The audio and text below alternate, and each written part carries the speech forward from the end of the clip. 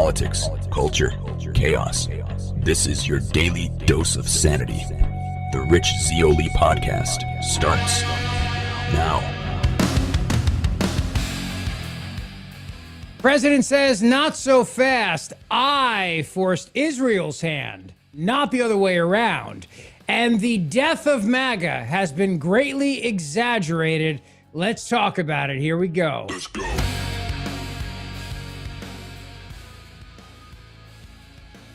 President met today with the Prime Minister of Germany.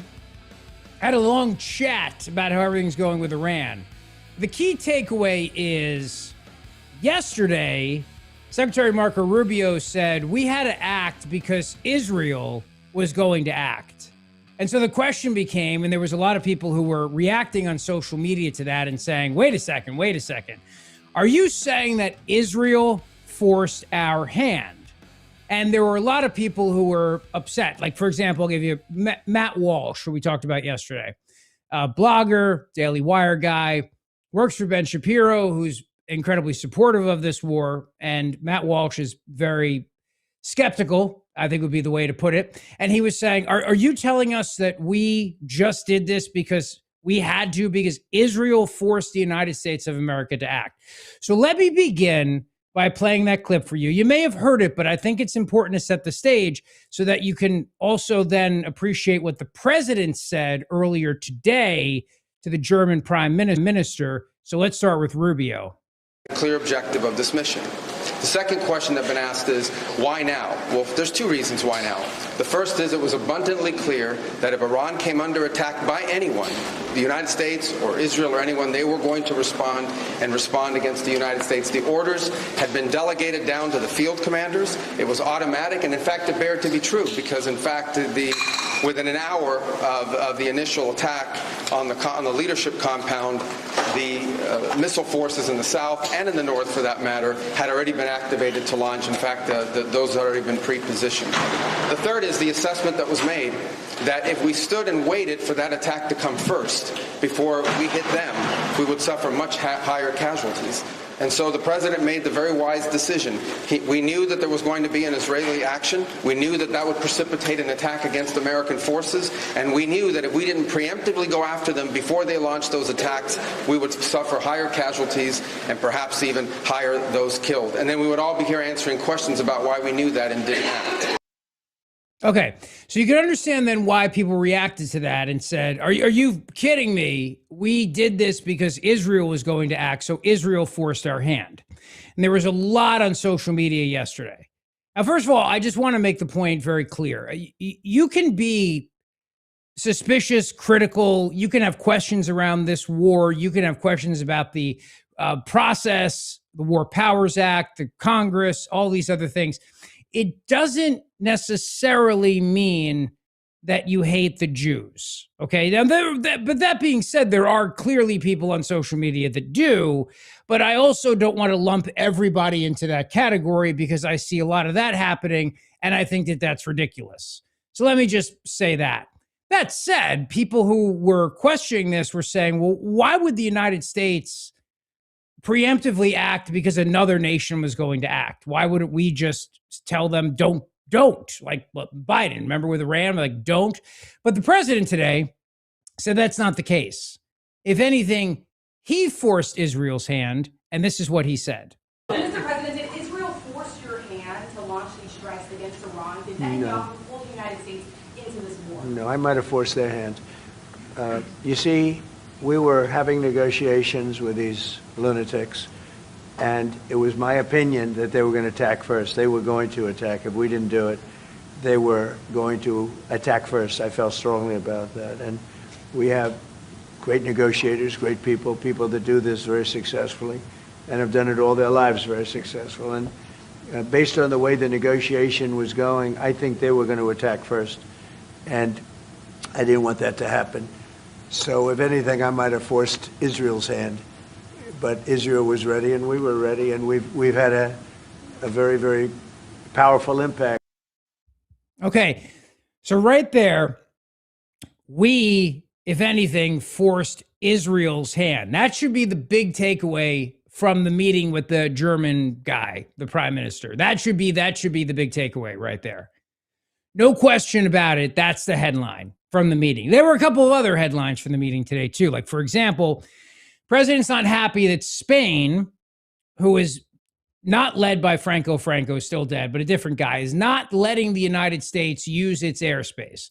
So the president said today, we're cutting off all trade with Spain.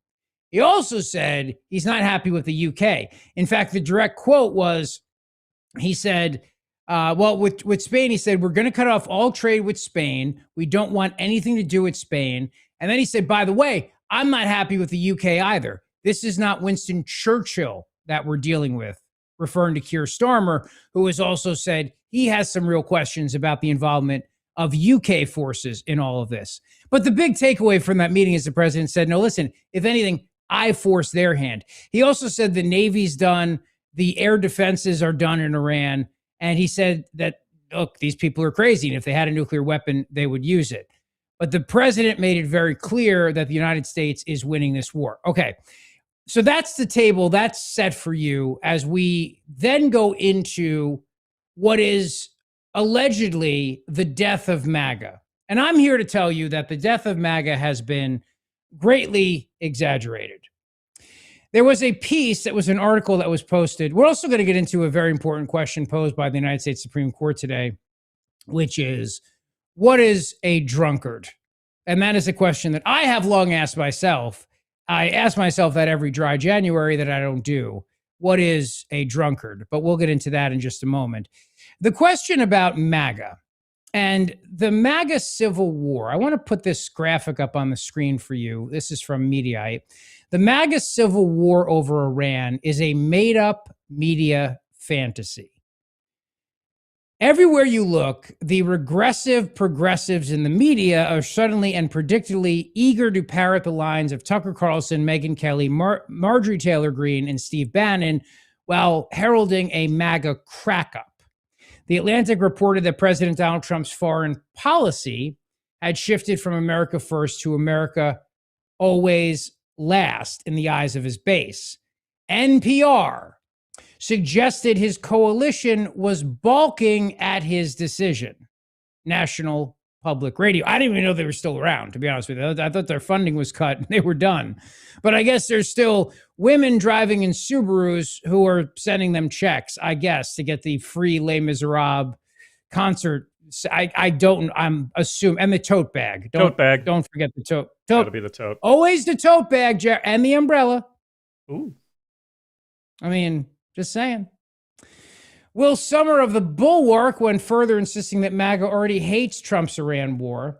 They all cite the same sources: Carlson, Kelly, Green, Bannon, Nick Fuentes, and Kurt Mills of the American Conservative.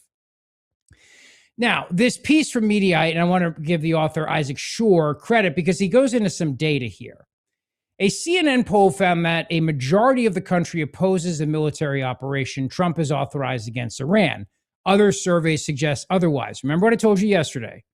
Don't believe these early polls. In all my experience in politics, and I've been doing this a long, long time, typically the American people support these kind of short, strategic moves. They do. I mean, there's a great line from the movie The American President where they say to Michael Douglas's character, Andrew Shepard, what you did, sir, would be very popular. What you did is very presidential.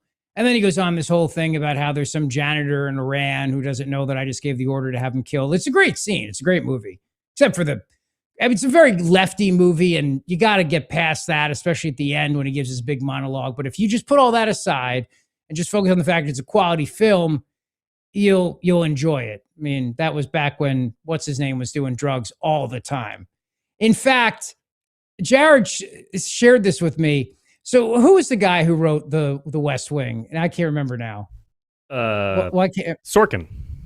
Andrew Sorkin, right? Aaron. Andrew's the brother. Or Aaron Sorkin. So he wound up doing so much cocaine, and he wrote The American President, and it was 4 hours long or something like that? So the Rob Reiner went on a pod, obviously before he was tragically killed, but last year, and I heard the story that a normal script is like 120 pages, and American President was like 140. And so he said, hey, Sorkin, I need you to cut this thing down.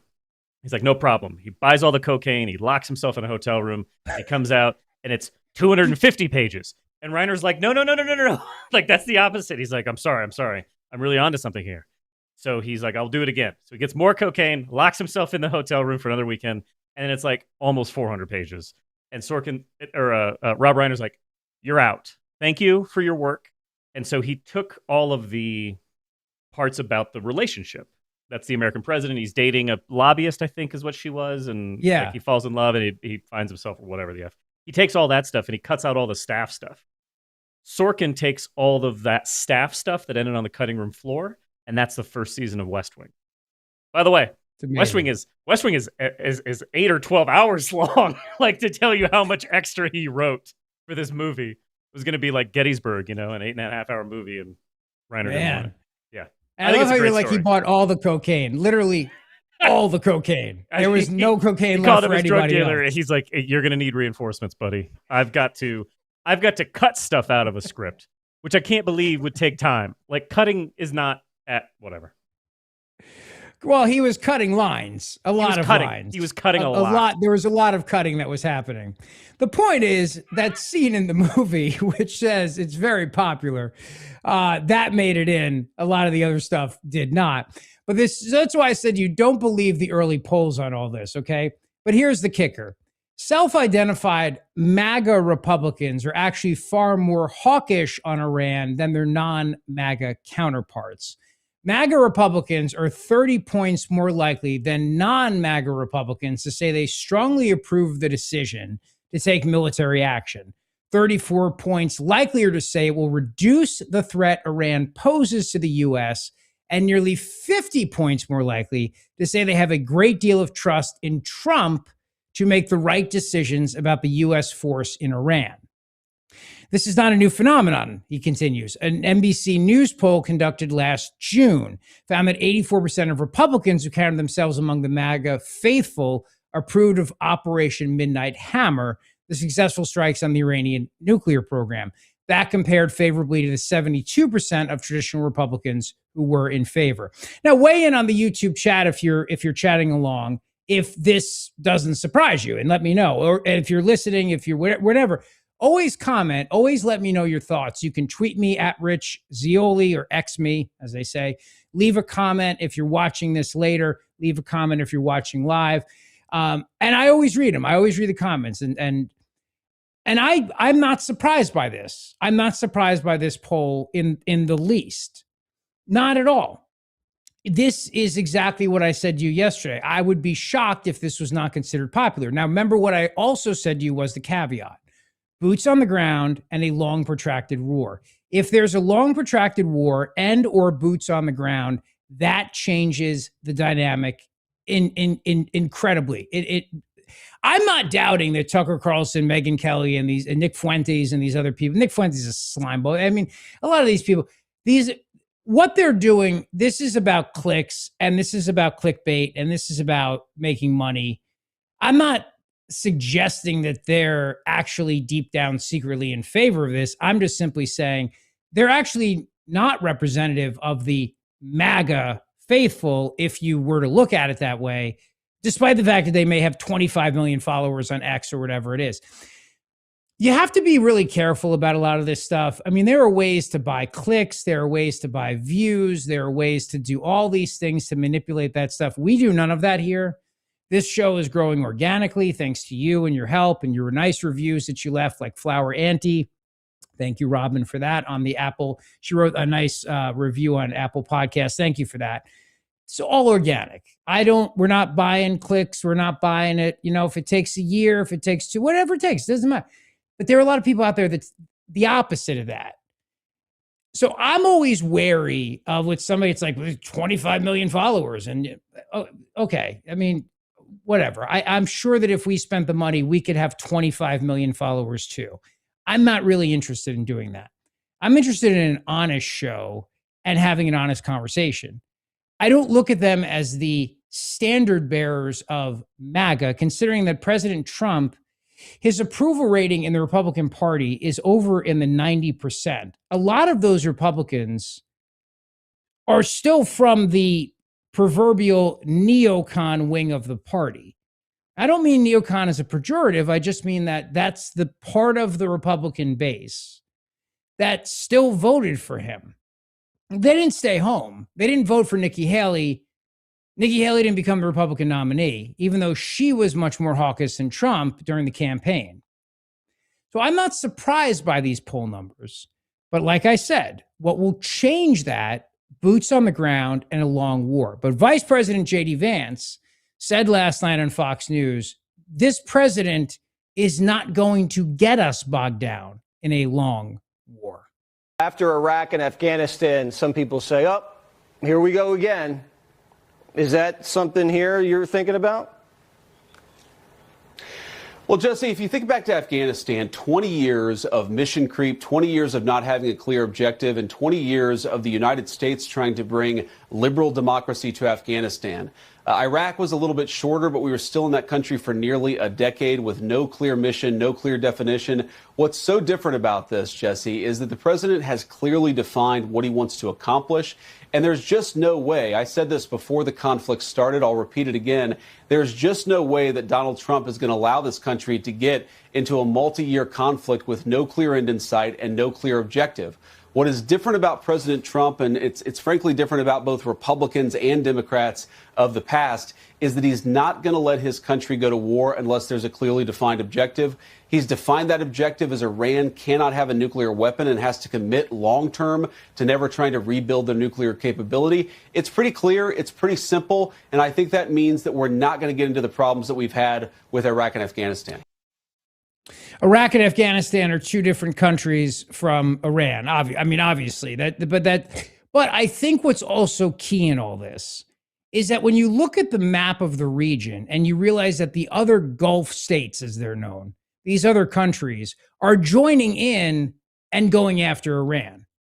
I think all of this, I really do. I think all of this is part of a larger strategic plan to basically isolate China.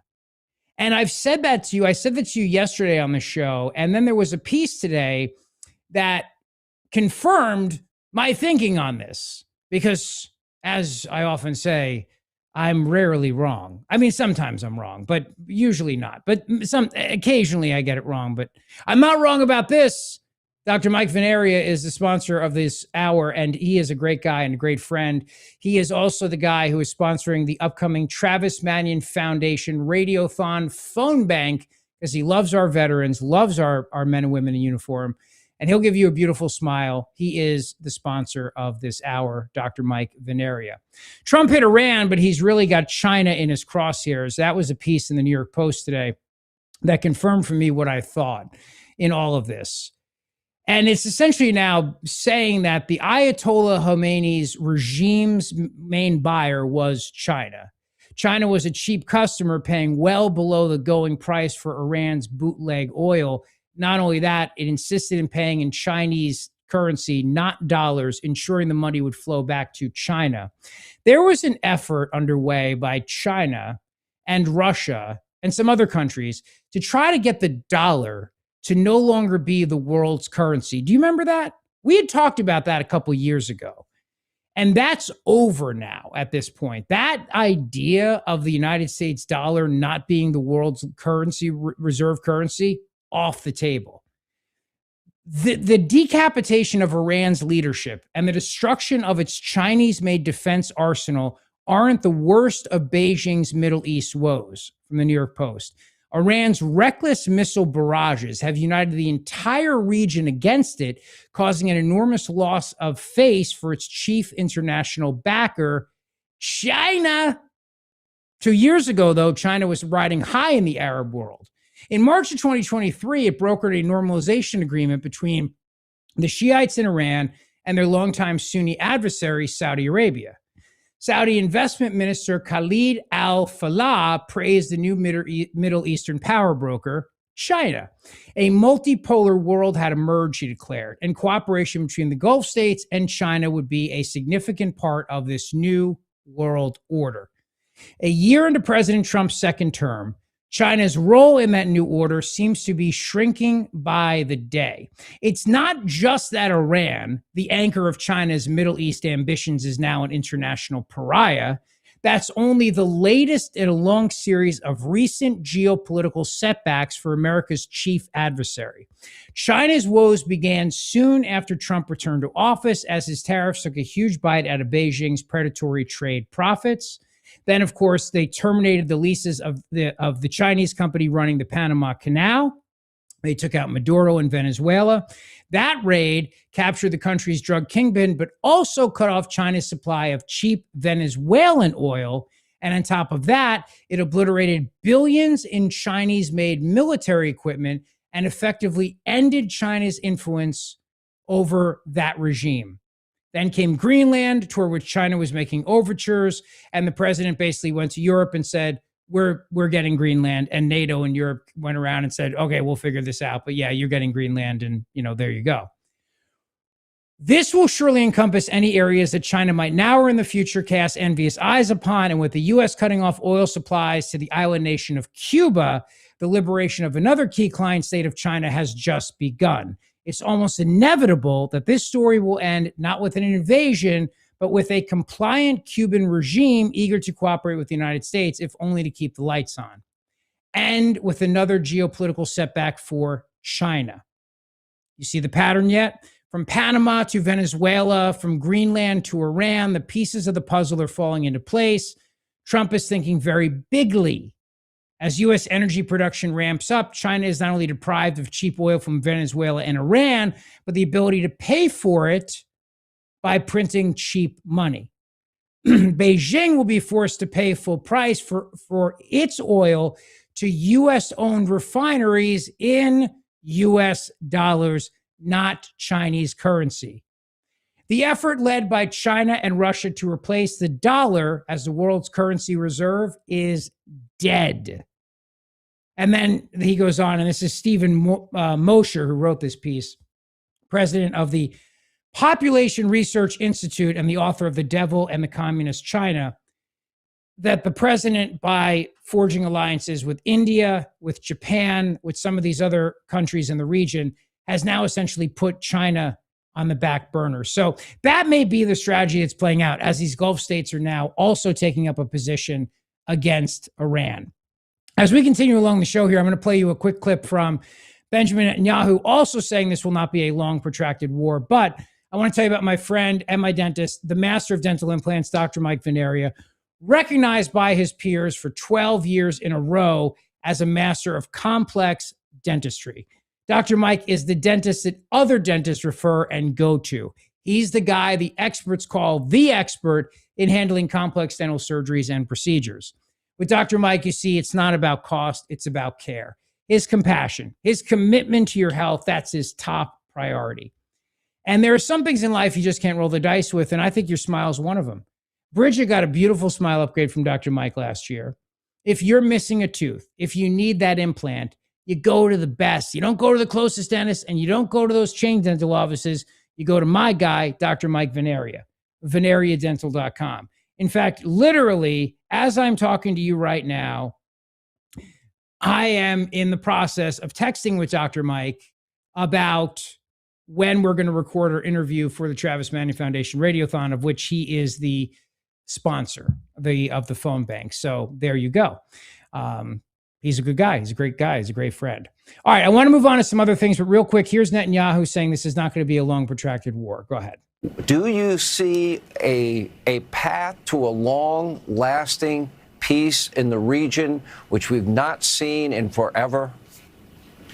Yes, I do. In fact, I hear the people are saying we're going to have an endless war here. You're not going to have an endless war, because we're at this point that we've been, and Iran, this terror regime in Iran is the weakest point that it's been here since it hijacked Iran from the brave Iranian people 47 years ago. So this is going to be a quick and decisive action, and we're going to create the conditions, first for the Iranian people to get control of their destiny, to form their own democratically elected government, which will make Iran a different Iran altogether, because Iran has been the main engine of war over these years. Okay, so that's that. Now, like I said to you, as long as there's no boots on the ground, this doesn't go on long, it will be fine in terms of political popularity. The MAGA civil war is greatly exaggerated. The Supreme Court has sided with parents in a lawsuit over California's ban on forced outing of students. This is a big win for sanity. Thank God. The Politico reporting on this. It's an emergency ruling which overrules a temporary stay on an appeals court issue. And this was at stake of this. California schools cannot prevent teachers from notifying parents about their child's gender identity while a lawsuit over the issue plays out. This is good because I don't want this idea as a parent. If my son, not that Patrick would go into school and say, hey, I want to identify as Patricia. My son would not do that. But if he were to do that as a parent, I want to know about it. I want to know about it. I want to hear about it. And I want to be told because I'm going to take my son and get him to a mental health professional right away if that were to be the case. But you got to hear the report on this, the news report of the Supreme Court's ruling, just to show you how biased the freaking media is when it comes to this whole gender issue thing. So listen to this news report on this. Now to breaking news out of the nation's capital today, where the Supreme Court has ruled on California policy regarding the notification of parents surrounding their child's gender identity. Today's ruling overturns a state law which prevented schools from notifying parents if students change their pronouns or gender expression at school. This comes after some religious parents and educators challenged California school policies aimed at preventing schools from outing students to their families. California argued students have the right to privacy over their gender expression, especially if they fear rejection from their families. I just love the fact that they say is to stop parents from finding out their kid's gender identity. It's like, I know my kid's gender identity. I was there when the doctor said, it's a boy or it's a girl. And I didn't question the doctor at the time. But, perhaps I should have. Now, the other thing about the Supreme Court is it does get into what is a drunkard. But before I get into that, here's the question I have for you. You can chat along or leave a comment or tweet me whenever you're hearing this, whenever you're watching this. All right, I read all the comments. I respond as best I can, but as you know, I have the attention span of a gnat. Would you want to be the new supreme leader of Iran? Would you want to be that guy? Or would you want to be the guy? See, it's always like, you don't want to be the guy that follows the guy. You want to be the guy that follows the guy who follows the guy. Exactly, right? I mean, they're having this very conversation about 3 to 6 right now. You don't want to be the guy that follows the guy. You want to be the guy that follows the guy that follows the guy. Just kidding, but you get the point. Whoever becomes the supreme leader of Iran, the next Ayatollah is going to get a bomb dropped on his freaking head. And that's basically what's happening right now. So they had another meeting to elect a guy, and I'm sure they were all sitting around going, I don't want the job, but it didn't matter because in the middle of the meeting, they were eliminated by Israeli strikes. Here's the news report on that. Of one of these cluster munition impacts just outside of Tel Aviv, but I'm told by a senior Israeli official that the Israelis just struck the Supreme Council gathering where the Iranians were meeting to choose a new supreme leader. This is a significant development and again speaks to the Israeli intelligence about this war. They just targeted the meeting in Tehran where what's left of the leadership was gathering to choose a new supreme leader. The Iranians are continuing their attacks against Israel. Right now, we are in the community of Bnei Brak. Jared, it'd be like, hey, Jared, we're considering you to be supreme leader. Can you join us for this meeting that we're having? It's an underground bunker. We're gonna be fine. You're on the short list. Are you coming? Also, I don't know if you've ever heard any mob taps from the FBI. They're always like, we're having a meeting about a thing, who knows what we're going to discuss. And the Iranians are like, hey, let's have that meeting to figure out if who's going to be the next person. No, it's an Alcoholics Anonymous conference. We're all getting together. I know we're not supposed to have alcohol, but this is definitely not, I know that it's you and me and Greg Stocker, but we are definitely not meeting to decide who's taking over 3 to 6. Anybody who thinks that, right, that's not what we're doing. Also, have they not heard of Zoom? Wouldn't you have a Zoom meeting? You just don't have to be in person. You could get if you're the Iranian leadership remote. At this point. No, I'm just post-COVID, Iran demanded everybody go back to the office, and they have to set an example, Rich. They can't be meeting on Zoom when everybody else is meeting in person. That's a bad look. They're hard. This is why they're hardliners. They were like, this remote work thing is not going to last. We want all the mullahs back in the office. All right, three things to be a hardliner. We're gonna stone women if they look a little slutty and their scarf slips. No gays. We're gonna stone them too, and also everything in person. That's it. Right. That's the Iranian regime. That was the Ayatollah in a nutshell. People were like, "Can I just maybe on Friday Zoom it?" No, nope, not even on Friday. You get your ass to the office. Right, but you think he was the one, one of those like boss do as I say things where he's like, everybody has to be to the office, but I got a Persian Gulf side resort calling my name. It's terrible. Well, you got to laugh or you go insane. What can I tell you? The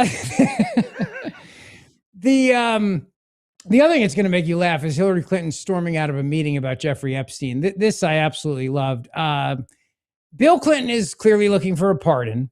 So he said he saw nothing. And there's a lot of great audio in this. It really is. But Hillary getting up and storming out of this GOP oversight committee meeting.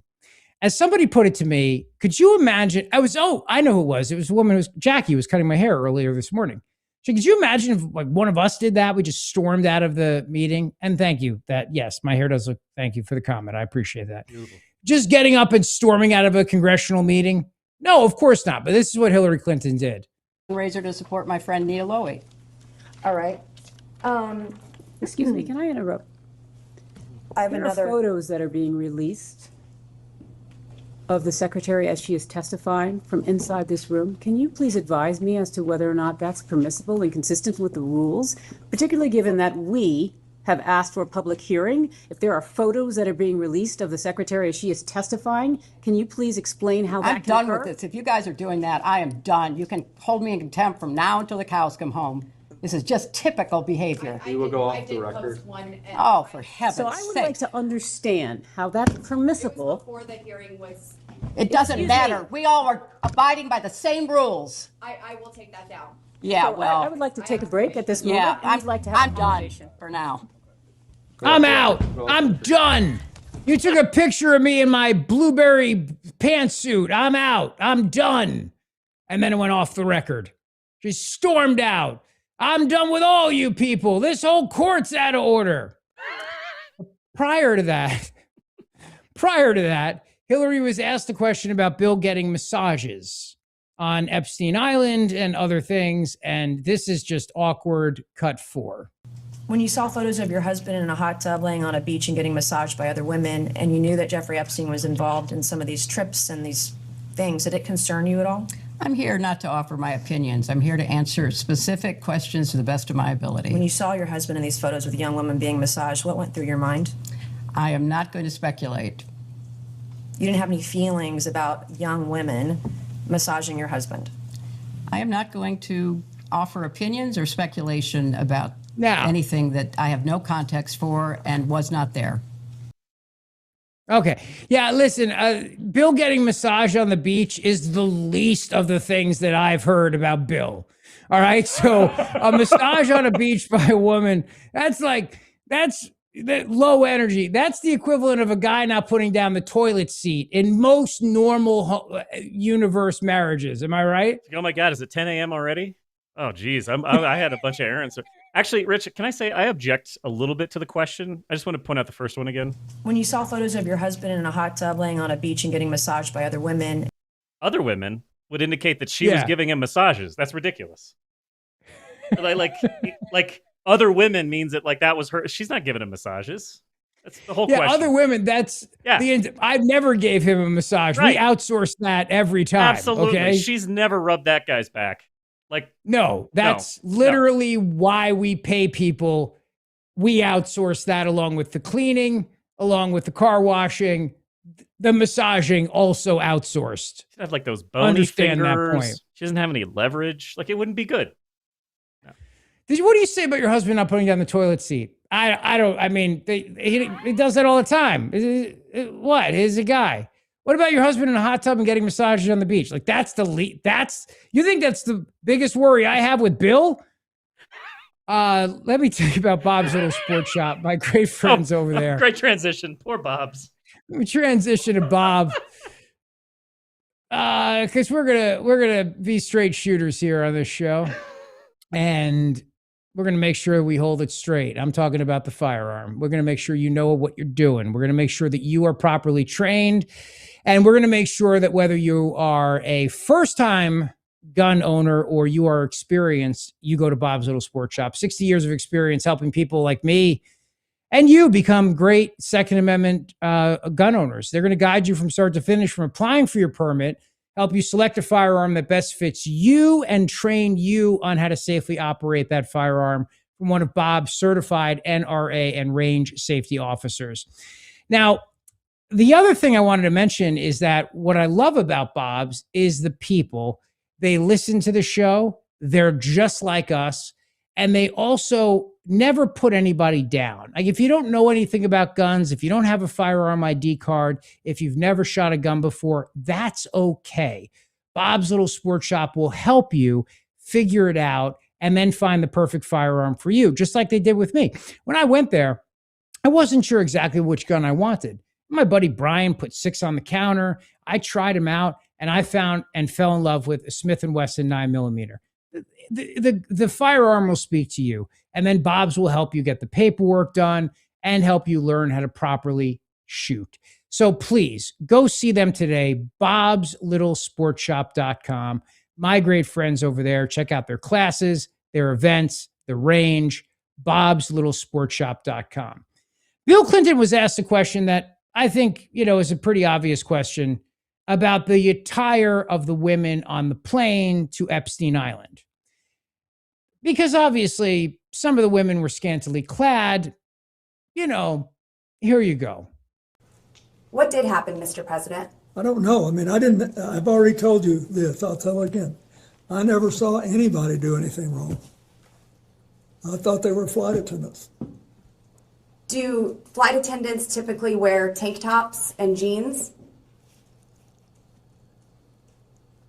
They don't all wear uniforms on private planes. Yes, sir. Tank tops and jeans. Now, I got to tell you, I just flew back from my guys' weekend with Patrick. I didn't see any flight attendants wearing tank tops and jeans, but I was not flying private. I was flying commercial. There's a big difference. But you know what's interesting is that Bill Clinton outed J.B. Pritzker for flying on Epstein's plane. Now, that's very telling to me for a number of reasons. On commercial planes, they're not really big on making you wear seatbelts, which is good because they didn't have to bring out a seatbelt extender for his gigantic, enormous fat ass, which they would have to do on a commercial flight. I mean, let's face it, J.B. Pritzker would need probably 2 or 3 seatbelt extenders with the way seats are. But on a commercial plane, much different. Why is Bill Clinton outing the governor of Illinois, who is a potential 2028 presidential candidate? Why is he doing that is the question. Take a listen. Your charitable work, correct? Yes. Who did you normally bring on these flights? I assume, employees of the foundation, whatever. I brought people who work with me, especially people who would have to follow up on the fundraising or people who were involved in my AIDS work. I bought people who... Just like I never go anywhere alone. You never went anywhere alone, right? What? No. We always have an And I had the Secret Service with me. And then on occasion, I had people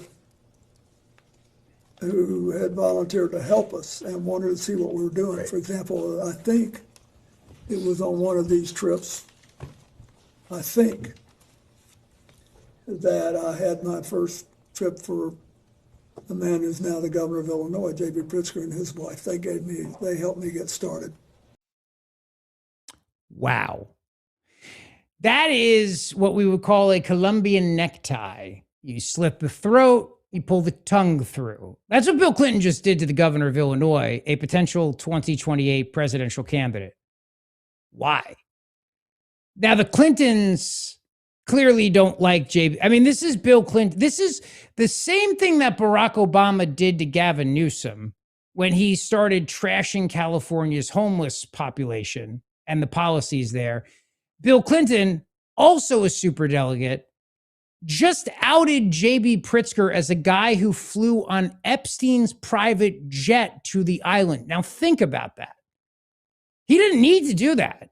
There was no reason to bring that up. He could have just said, I don't know, a bunch of different people were with me, and but he chose him, a guy who's getting ready to run for president, which clearly tells me Bill Clinton doesn't want J.B. Pritzker to become the Democrat nominee for president. And that is, for J.B. Pritzker now, the worst possible accusation you could get, that you somehow managed to get your gigantic behind on that private jet to fly to that island. And God only knows how much massage oil was needed for that guy, but it was a lot. That's a lot of beach bum, if you know what I mean. Huge. Very telling right there. What's also very telling is he makes the very explicit point President Trump did nothing wrong. He makes that point abundantly clear as well. Is Bill Clinton fishing for a pardon? Killing some of Trump's enemies like Pritzker, while at the same time saying that Trump did nothing wrong? You be the judge. I hate this, but because I don't believe I should inject anything. But I do not want to leave the impression, but since there was no follow-up question, the president never, this is 20-something years ago, never said anything to me to make me think he was involved in anything improper with regard to Epstein either. He just didn't. That's the truth. As I said earlier, the only conversation I had with President Trump about this was in the early 2000s. And I have no information that he did anything wrong. I just want it all out there. I want everybody to get it all out there and let everybody see where we are. I'm just saying, it's a very, very telling bunch of answers from the former president of the United States, Bill Clinton. No question about it. Now, as we continue along the show, I want to thank you. I want to ask you to please hit the subscribe button. If you're listening on podcast, please hit the follow button so you'll get the show updated automatically, and tell your friends. And if you would take the time to write a nice review, we'd appreciate it very, very much.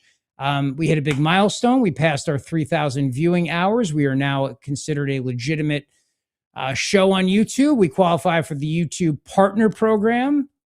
I don't know what that means, but I just know that it's a good thing. So thank you for that. And thank you for watching.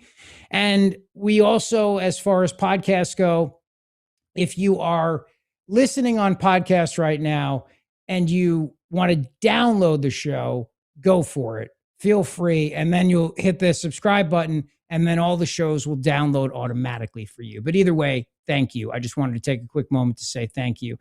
Kristi Noem. This exchange. Now, I'm not a big believer in the idea that Kristi Noem is long for this world, but I got to give her credit for this. Chris Coons from Delaware, trying to trap her on this idea that we're not going to have ICE agents at polling stations. Now, it's an interesting point because, okay, you don't want ICE agents at polling stations. She answers the question, but it's the follow-up and then her response to that, which I got to give her a gold star for. I really, really do. Got to give her an A+ on this one. And I've been critical on Noem when necessary. I call it like I see it. I call balls and strikes on this show. It's what I do. But on this, A+. You rule out the deployment of ICE or CBP to polling places this November. There are no plans to have ICE officers at our polling locations. And I'm glad to hear that, but would you rule it out? Would you say it will not happen? Do you plan on illegal aliens voting in our elections? Boom! Right there. Smack. Boom. Exactly. Is that a thing? Yes, it is. 100% it's a thing. That's why they're making it such a point to say we don't want ICE agents at polling places. But dummy, here's Chris Coons. You're not that smart. Ixnay on the zip-a. It's like saying, are you going to have ICE agents at cemeteries? We know the dead people vote for Democrats. You don't bring it up. You zip it. Zip it. You don't have election integrity workers at cemeteries to make sure the dead don't rise up and vote. You don't say these things out loud, dummy. All right? Why would you say that? You want to act like it's fine. You want to have ICE agents in polling places? Knock yourself out. What do we care? We illegals don't vote. Right? I mean, what? But when you make the point and then you double down on the point, I'm just reminded of A Few Good Men, but he goes, I strenuously object. Oh, you strenuously object. It's exactly like that. Ophelia doth protest too much. Why are you so worried about illegal aliens showing up to vote at polling places? Because they freaking show up at polling places. That's why. That's the reason. Why would you say it out loud, dummy? All right.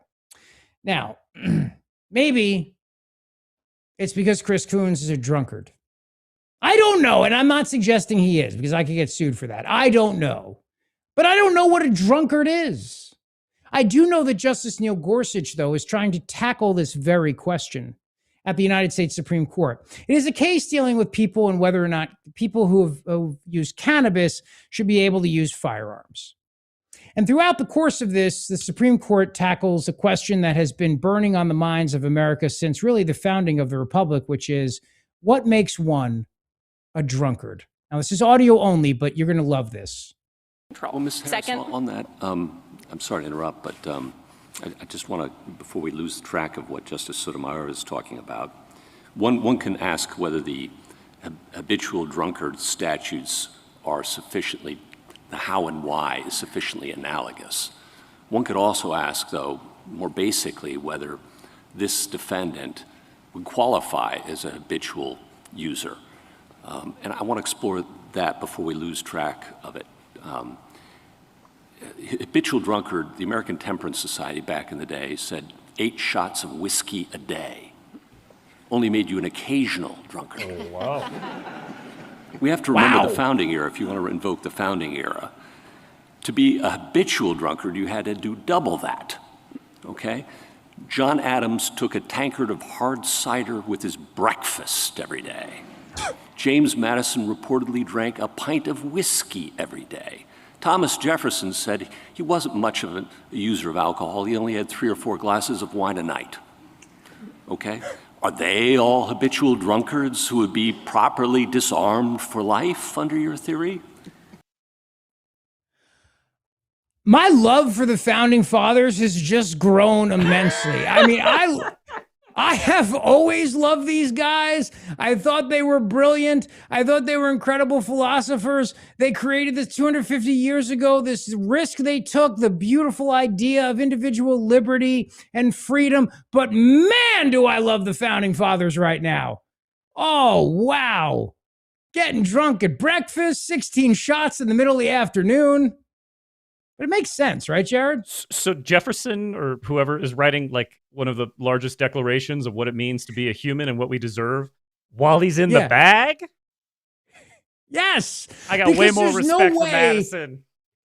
There's no way you're doing a revolution unless you're tipsy. States' rights and whiskey, baby. Yes. Yeah.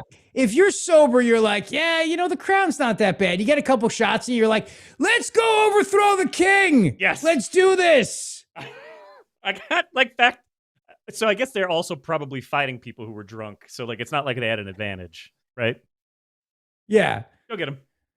But no, because there were a bunch of teetotalers over there. So it's also, like, we're going to load up on whiskey. Let's go kick that King George's ass. I hate that friggin' guy. While we're at it, let's just throw all their tea in the harbor. F them.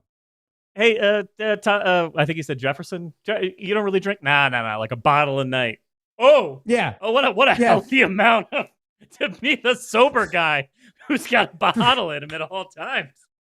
He was the adult in the room, only drinking 3 to 4 glasses of red wine a night as he wrote the most important document, the Declaration of Independence. Since the Bible, also like that he's like everybody's DD, like cruising on a 750 milliliters of wine. Like, good for him. I love it. It's like the Constitution of the United States of America was basically written by a bunch of drunk guys. They're like, all right, we're going to have a president. That guy is going to be in charge of all this stuff. Somebody write that in a better way than I just said it. Separate, but no, I lost it. It's gone. Also, I like Gorsuch. We hold these truths to be self-evident, that all men are created equal. All right, that's why they read these things in the morning.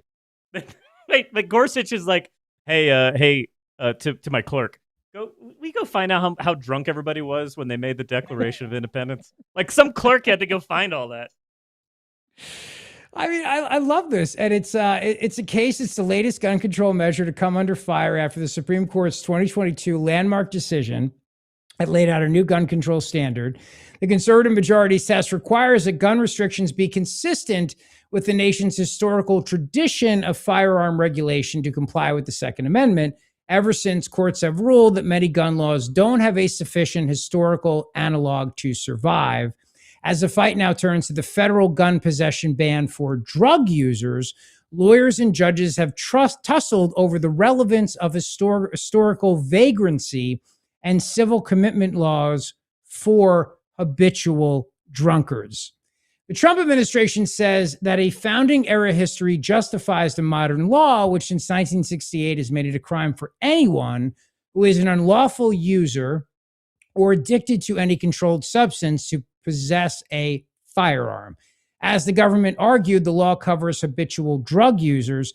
Justice Gorsuch noted the American Temperance Society and went through all of that as he goes through Adams and Jefferson and Madison and going on. And it's a criminal case involving a Texas resident, one of hundreds of defendants charged under the federal ban because they found marijuana and a Glock pistol. He was not under the influence at the time, but the court said that he admitted to regularly using marijuana and that therefore he cannot exercise his Second Amendment rights. So the court will rule on this, but what is interesting about this, though, the justices appeared sympathetic to the man, and they also talked about using lots of different drugs that would not necessarily make you ineligible to enjoy your Second Amendment rights, for example. Elena Kagan said, I don't know a lot about this drug. It was a hypothetical about a psychedelic. Mm-hmm. I'm assuming you don't know a lot about, she probably should try some mushrooms herself. She might lighten the hell up.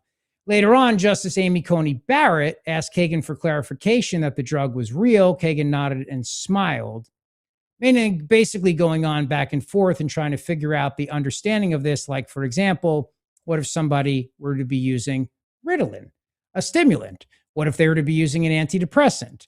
What if they were to be using Robitussin, Ambien, Tylenol with codeine, testosterone, Adderall, all of these various things on the federal drug schedules?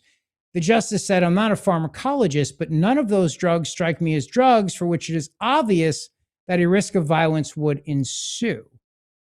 So a lot of this also has to do with Hunter Biden, who, of course, lied on the federal drug form when he was, whether or not he was a drug user, and he lied, but then he got a pardon from his daddy, as you know. That was a real pardon, not an auto pen pardon. That was one signed in ink. But the Trump administration is defending this law, pitting it directly against the National Rifle Association and the Gun Owners of America, who filed amicus briefs urging the justices to strike down the provision, saying there is no sufficient historical analog. There's no founding era breathalyzers to tell you exactly how intoxicating things are. And so the point that they're trying to make is just because somebody may be a user, that should not automatically disqualify them from having their Second Amendment rights. The question, of course, though, really comes down to somebody who is using illegally, but then maybe somebody who's using legally, but using too much legally. And then that is a question. For example, when I went to Bob's Little Sports Shop, I had to fill out my paperwork and I had to ask two friends to give me references. And the question that both of them had to answer, am I a drunkard? I kid you not, that is the question. It might be phrased like, do you think he's an alcoholic or something like that?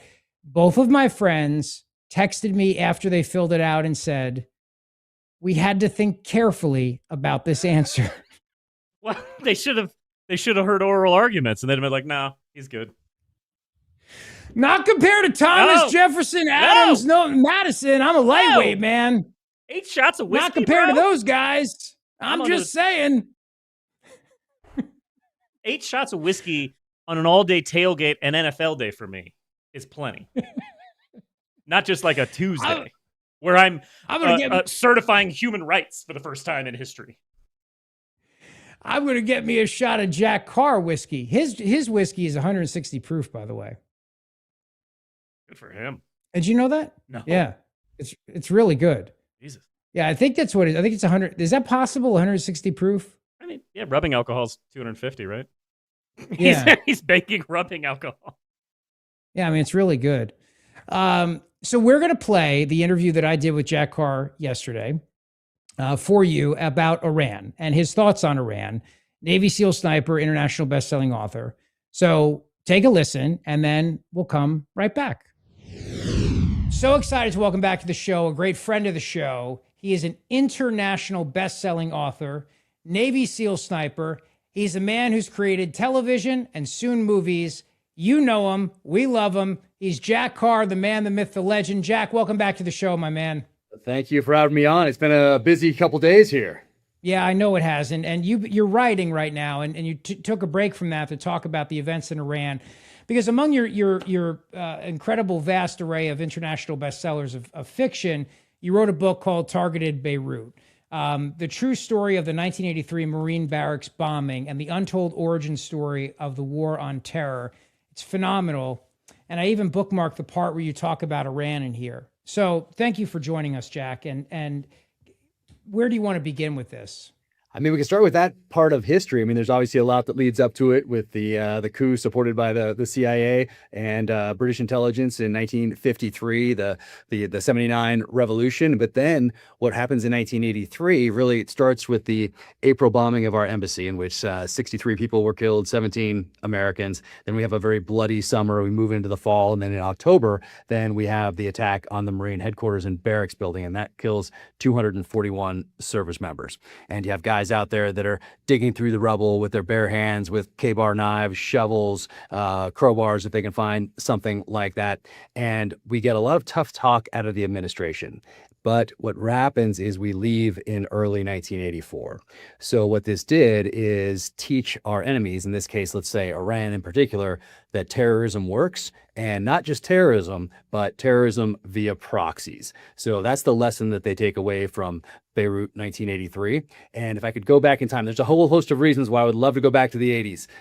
But this one in particular is to have a different response to this act of terror. I think there was the specter of Vietnam still hung over the American populace and our officials and elected representatives in government. And I think that led to this inept response, or a lack of a response. And then we have some other things that happened in the 80s as well that also informs terrorism going forward. There's a direct line to 2001 September from Beirut 1983, but that was to get a political end. That was to have us leave the Middle East, leave Lebanon.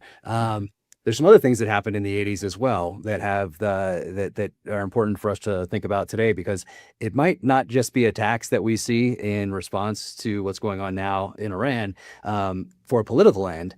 It could just be vengeance, meaning we have 2 U.S. service members killed in a Berlin nightclub in 1986. We follow that with a bombing of Libya in 1986. And then it takes a couple of years, but Libyan intelligence services then put a bomb on Pan Am 103 that goes down over Lockerbie, Scotland, and kills 270 people. And that was revenge for our bombing campaign. So there's a couple things that could fall out from this. There will be unintended consequences for sure. There are always unintended consequences. And what's important is how we adapt to them. We were not very good at adapting over the 20 years we were in Afghanistan, over all the years we were in Iraq. The enemy was much better at adapting. They could do it quicker than we could. And on the battlefield, whoever adapts faster than their enemy is most likely to come out on top. But I'm talking about strategic level adaptation. So when we see these unintended consequences, it's going to be very important to adapt to them quickly and not let them fester over a period of months and years like we did in Iraq and Afghanistan. So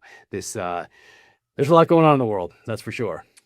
Now, Jack Carr, a couple points on this. Number one, you write in the book that Iran has always denied any involvement in Beirut and the embassy bombing. But then you go on to talk about how they basically kind of showed their hand in October of 2023 when a senior government official slipped up and publicly admitted Iran's role during an interview with the state-controlled Islamic Republic news agency. His name was Syed Issa Tabayabi, I'm probably not saying that correctly, I would imagine, who serves as Iran's representative in Lebanon, acknowledged that he traveled to Lebanon to help with the martyrdom operations, and he talked about Iran's efforts to ensure Hezbollah would be in the area. And the news agency actually scrubbed portions of that interview away, but Iran basically admitted to it. Yeah, that was quite telling. And the whole point of having a proxy terrorist organization is that it doesn't lead back to you, even though if it's obvious, you still have to have that evidence that leads right back to wherever it came from. In this case, it's Iran. But the Reagan administration in particular had even though those dots were connected, they still treated this, as did the administrations going forward up until September 11th, treated it essentially as a law enforcement problem, even though they were peacekeepers who were Marines who were in Beirut, Lebanon at the time. They still treated it as a problem as far as law enforcement goes. And that didn't really change until September 11th, 2001. But if you treated it as a military problem, as an intelligence issue going back to 1983 and moving forward and using all the assets at our disposal during that time frame, maybe there isn't a direct line to September 11th, 2001. Maybe that doesn't happen because when someone declares war on us, like Al Qaeda did in both 1996 and 1998, and then we have multiple attacks to include the USS Cole, maybe we pay attention. And maybe we use that military, special operations, and intelligence apparatus, covert action, to go dismantle these organizations overseas before September 11th can happen. I mean, that is the responsibility of the United States government. They're not in the business of forgiveness. They are in the business of protecting the American people and raining down justice. And by raining down justice, I don't mean by the legal meaning of that. I mean actual old school justice to keep our enemy off their unbalanced. So I wasn't surprised at all, though. I got to tell you, this when I woke up on Saturday morning. I don't think many of us were surprised to see that strikes had started in Iran.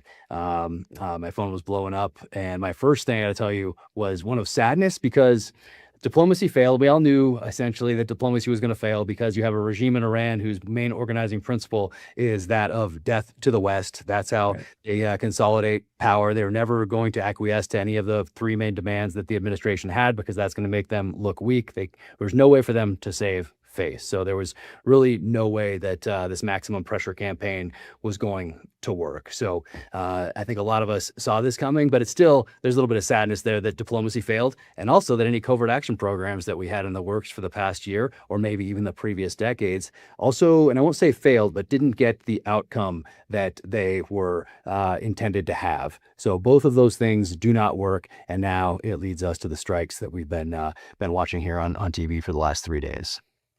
And Jack Carr is a guy who was a Navy SEAL and involved in covert operations and led a team.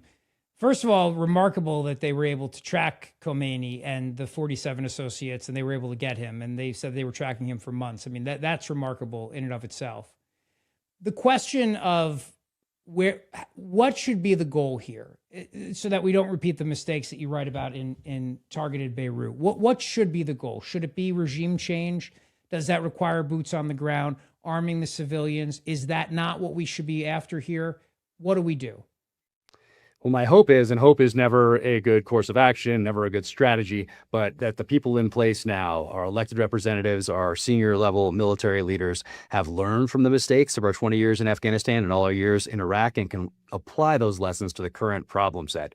I doubt there is that Colin Powell Pottery Barn rule. If you break it, you own it. I think that is not in the cards anymore. Nation building this time seems to be off the table, and boots on the ground in the way that we put boots on the ground out of maybe a sense of guilt, out of trying to build up these two countries, Iraq and Afghanistan, over the periods of time that we were there, really just gave the enemy targets and also gave them a rallying cry from jihadis worldwide, because they could really utilize us there as a propaganda campaign. And we're not very good at that messaging side of it. The enemy is very good at the messaging side of it. They can rally recruits, donations as well, just by having us as targets on the ground there. And unfortunately, that's what played out in Iraq and Afghanistan. So I think our senior level military leaders and elected representatives realize that. And also there are a lot of technological advances that have transpired over just the last few years that we didn't have in 2001 or 2003 or throughout the wars in Iraq and Afghanistan that can be leveraged. So I don't know what this looks like going forward. I'll be very curious to know if we or the Israelis had a primary, secondary, tertiary government, ghost government, or leadership ready to step into place that had the backing of the intelligence services, of the military. And I don't know the answer to that. We might not know the answer for quite a while, but one day we will. And I think that would have been smart back channeling to have somebody step into this power vacuum, because if not, does it descend into civil war? I don't know. Authoritarian regimes are quite durable. We've seen that over the decades, over the centuries. So in this case, we'll see with all these new instruments of American power, and have very clear objectives. But the question is, if we achieve those objectives, then what comes next? What steps into that power vacuum? Have we thought about that? I would hope so, but I don't know. Yeah, and you always write in your books, and part of the reason why I love all your books, Jack Carr, is you warn about the people in Washington who make the decisions, and then it's the soldier on the ground who winds up getting in trouble if it doesn't work out. And you also talk about the intense pressure of the military-industrial complex to kind of force the hand here, of these situations, but the unintended consequences you talk about, the rise of ISIS, for example. I mean, if the goal was to get rid of Bashar al-Assad, and by doing so you give rise to ISIS. If the goal was here to Saddam Hussein, you create a civil war, and then you give rise to ISIS. That is a huge unintended consequence, obviously, that we have to be ready for if this goes on. For the president said today, it could go 3 to 4 weeks. Yeah, we'll see. He said something very poignant there, in that those decisions made at the level of the commander in chief, the final decision maker in that chain that starts there is an 18, 19, 20, 21-year-old kid with boots on the ground. That's right. The final decision maker in a long line of decision makers. So we always need to keep that in mind. But I think those people that are in place right now realize that, they know that, they want to get this over quickly. And well, like I said, hopefully they have someone in mind, a group of people in mind that can take power in that country. I think this is less about, we want a democracy in the Middle East in our image, and we just want someone there who's in the American camp, not in the Chinese or the Russian camp. And if we can do that and they can acquiesce to those three demands, we lift sanctions, and you can have some prosperity for your people, so there's not some international refugee crisis, and nor is there internal strife, internal civil war, and a power vacuum that where we might get someone who is actually worse than the previous regime. So there's a lot of unknowns here. There always are when you commit U.S. forces to any sort of an endeavor like this. But like I said, it's about adaptability and applying the lessons of the past as wisdom to the present problem set. Jack, I saw recently you were on talking about your new book. Can you tell us about it?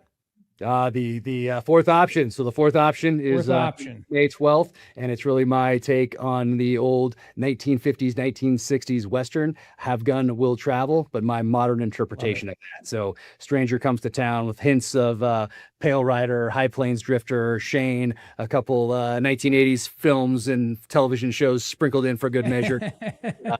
It's the start of a new series and kicks off here May 12th, and could not be more fired up for how this turned out.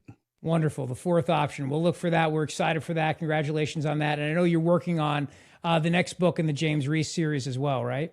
That's right. I got a couple more edits on the fourth option that are due on Wednesday, and then it'll be full-time into the next James Reese book, and I'll be announcing more about that probably mid to late summer. Great. And is filming concluded on season 2 of The Terminalist? Oh yeah, concluded. There should be some news soon about a drop date on that. So a lot of meetings and texts and emails going back and forth here right now. But I watched the final episode 2 nights ago, and it's awesome. Well, I'm not surprised by that, my friend. We'll let you get back to it. Can't thank you enough for breaking away from your very busy schedule to join us here. Jack Carr, the man, the myth, the legend.